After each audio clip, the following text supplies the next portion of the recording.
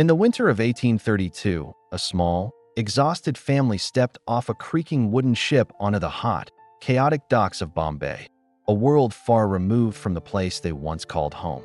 Their name was Sassoon. They arrived with little more than the clothes on their backs, a few sacred books, and the trauma of a life violently uprooted. These were Baghdadi Jews fleeing persecution in Iraq. The patriarch, David Sassoon, had just escaped imprisonment, leaving behind a centuries-old family legacy. He carried nothing except a reputation.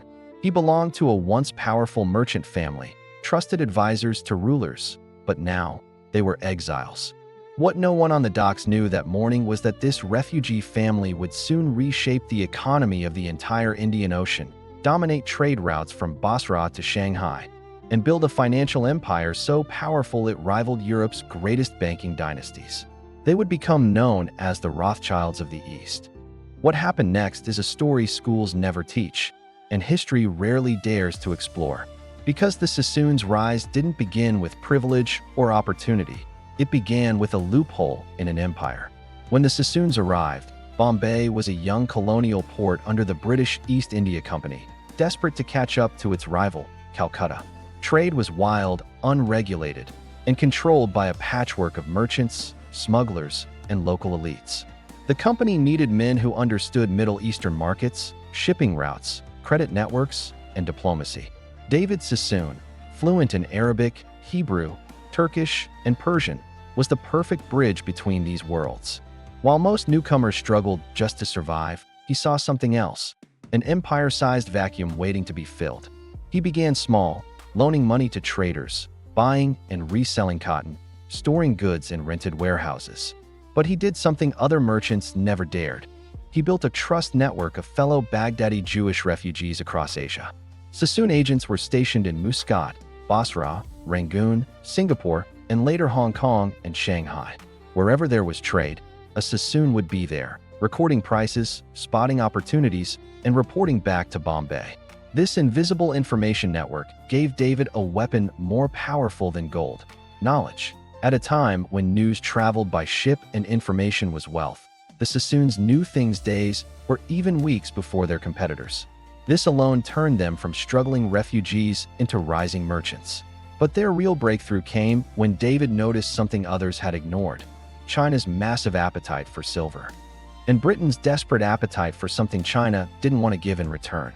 This is where the story turns from inspirational to controversial.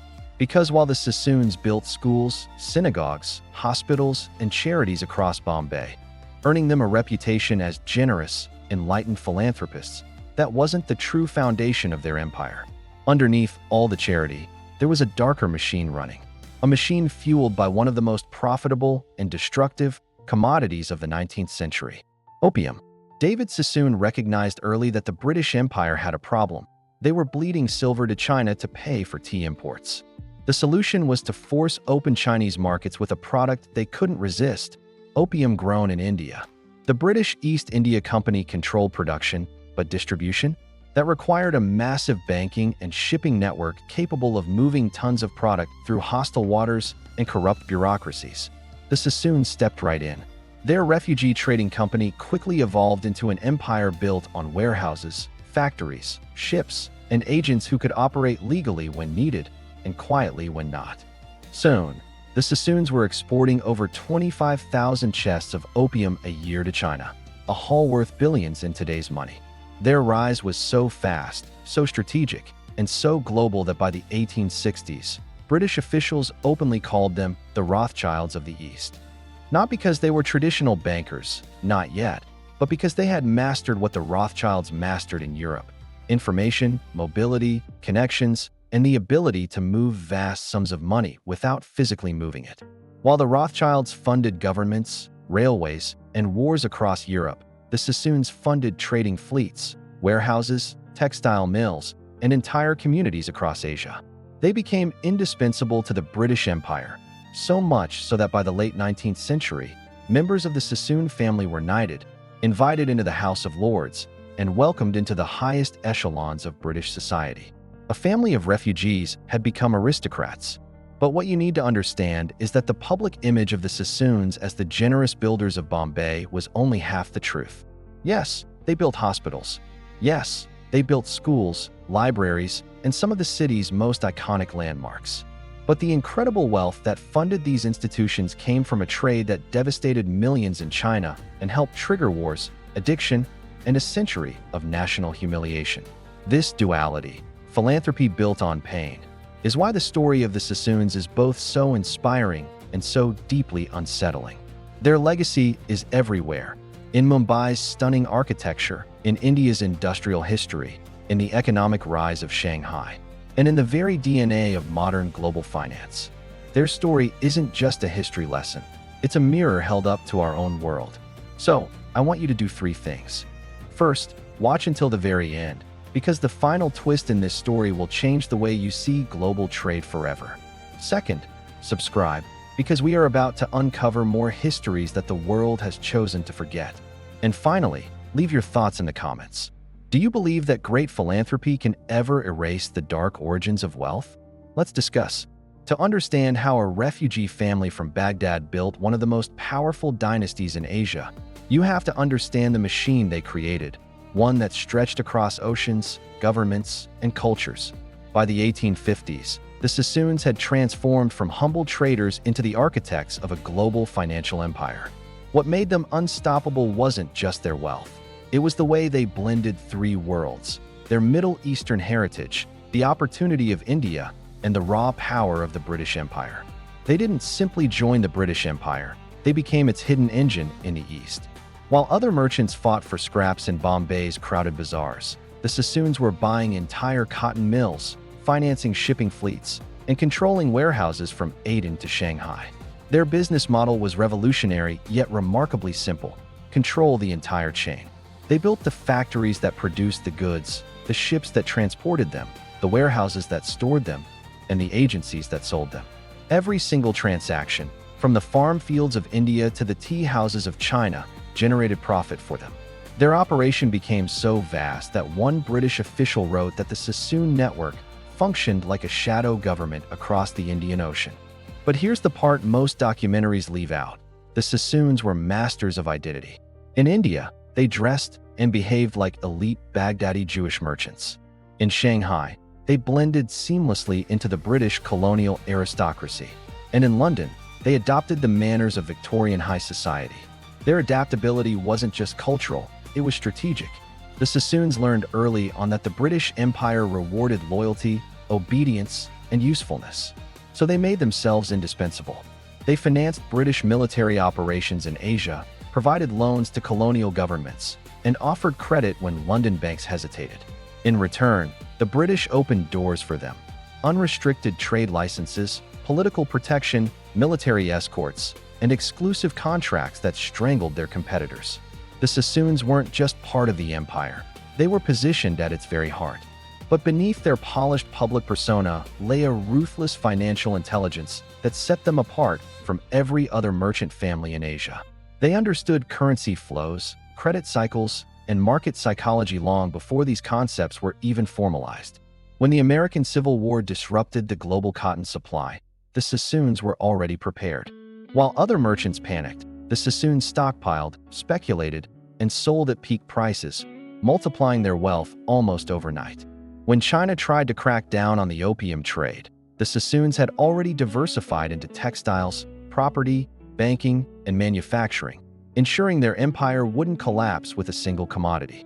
They always stayed 10 steps ahead, guided by intelligence reports from their vast network of agents. Shanghai, in particular, became the crown jewel of the Sassoon world.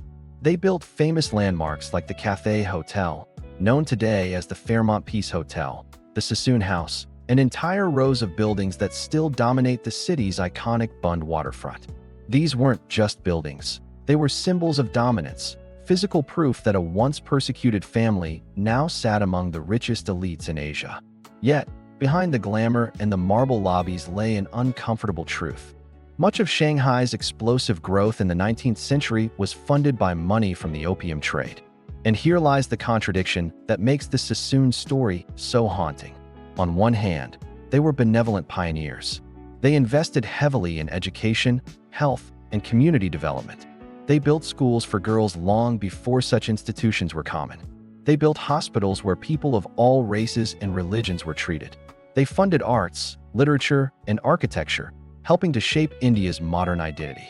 But on the other hand, countless Chinese families were devastated by the addiction, poverty, and violence that followed the opium economy. The Sassoons didn't create the opium trade, but they perfected it.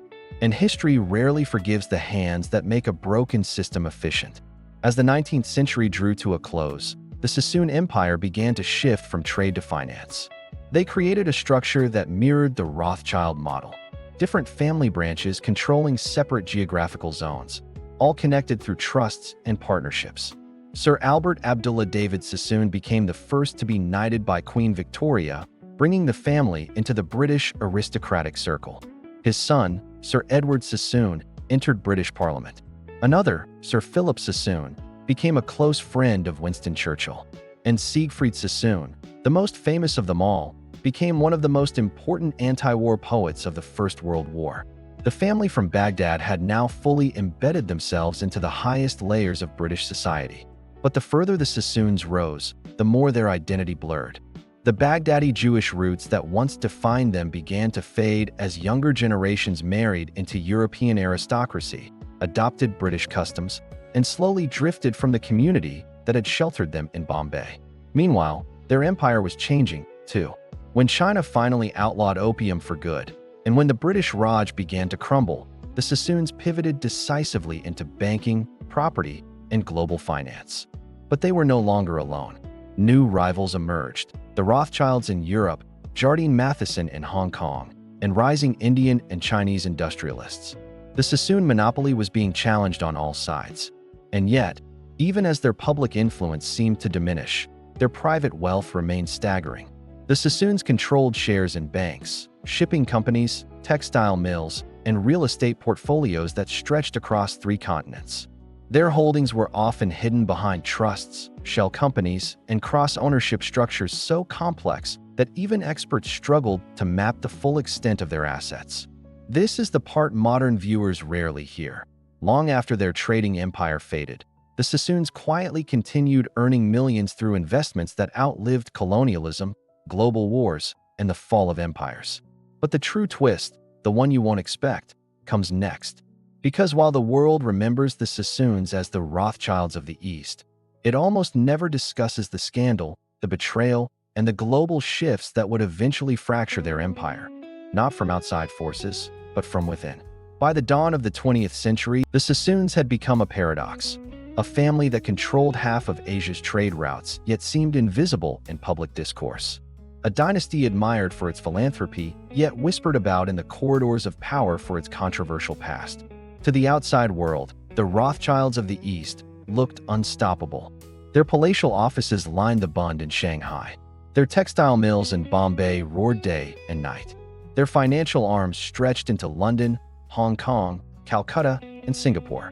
But behind the scenes, their empire was beginning to crack, slowly, silently, and from the inside. The root of their collapse was something almost no one expects: modernization. Ironically, the very world the Sassoons helped create, industrial, globalized, and interconnected, became the world that no longer needed them. Emerging Indian industrial families like the Tatas and Birlas built manufacturing empires that challenged Sassoon mills. Chinese commercial families built shipping and trading houses that cut into their dominance in Shanghai. Japanese industrial growth shifted trade routes. And most devastating of all, the opium economy that once fueled the Sassoon fortune was collapsing under global pressure. For a family whose power depended on controlling the arteries of trade, the world's economic heart was changing. But the internal fractures were even more dramatic. As younger Sassoons grew up in London's high society, they distanced themselves from the Baghdadi Jewish traditions that once held the family together. Cousins married into European aristocracy. Others became poets, politicians, and military officers, brilliant, charismatic, but uninterested in managing the trade empire. By the 1930s, the Sassoon dynasty was split into multiple branches, each drifting apart, each with different interests, different loyalties, and different priorities. What had once been a tightly coordinated financial organism now resembled a constellation of wealthy individuals with no unified purpose. The Rothschild model depended on unity, the Sassoon model fell because unity was lost. The world also began to turn against colonial-era merchant dynasties. Nationalist movements erupted across Asia. India pushed for independence. China rose against foreign influence. The Arab world rejected European interference. Laws changed, regulatory barriers emerged, and for the first time in a century, the Sassoons found themselves unable to operate freely across borders. Their properties in Shanghai were seized when Mao came to power. Their trading routes were disrupted by wars. Their investments in the Middle East became unpredictable, and their Bombay industrial empire was squeezed between rising Indian industrialists and new government regulations. Yet the most painful blow came from a place they once thought safe: Britain. During the Great Depression, British economic policy tightened brutally. Banks collapsed. Trade routes broke. Governments nationalized industries, imposed tariffs, and restricted capital flows. The colonial trade networks that made the Sassoons wealthy were falling apart. And when World War II erupted, the family found itself scattered across continents, struggling to maintain control over their assets in a world being torn apart. The war didn't just drain their wealth, it reshaped global power. After 1945, America and the Soviet Union dominated world affairs. The old merchant dynasties of the British Empire became relics of a vanished era. The Sassoons, once the most powerful merchant family in Asia, were now private investors, philanthropists, and socialites. Their influence continued, but not in the same imperial way. Their empire dissolved quietly, not through a dramatic collapse, but through the slow tightening of political, economic, and generational shifts. It was death by 1,000 paper cuts. But here is the part almost no viewer will expect. The Sassoons didn't actually disappear. They simply became invisible in a different way. Their modern descendants still sit on boards, run financial institutions, and control real estate worth billions. Their old properties in Shanghai are now some of the most valuable on earth. Their trusts and assets still generate massive returns.